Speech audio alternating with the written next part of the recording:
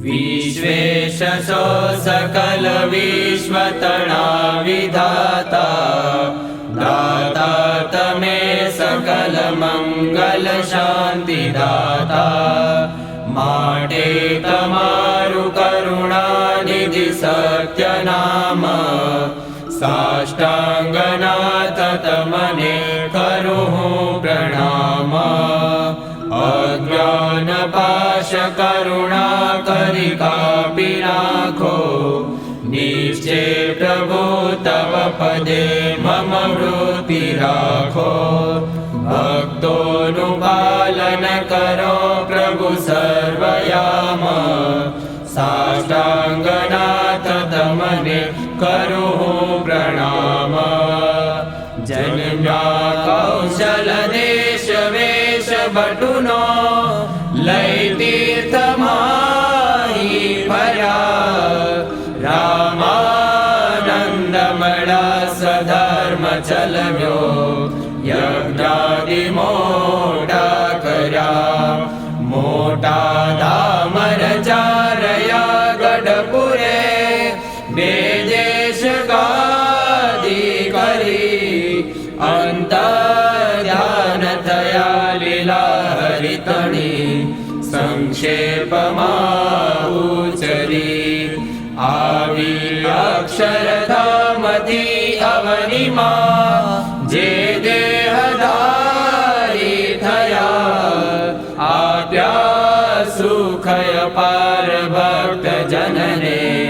दिले धरीले दया कीधा चारु चरित्र गान करवा जेणे करुणा करी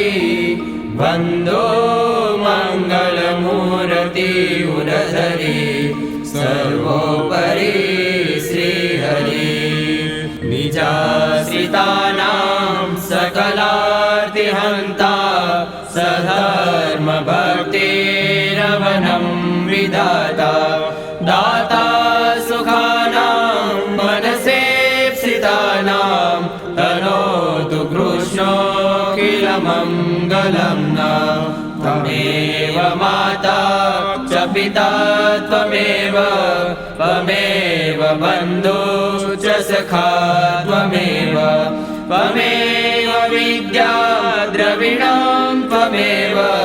त्वमेव सर्वं मम देव देव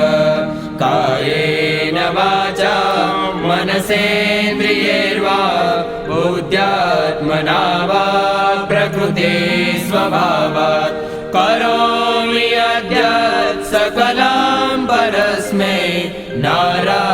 नारायणायेति समर्पयामि नारायणायेति समर्पयामि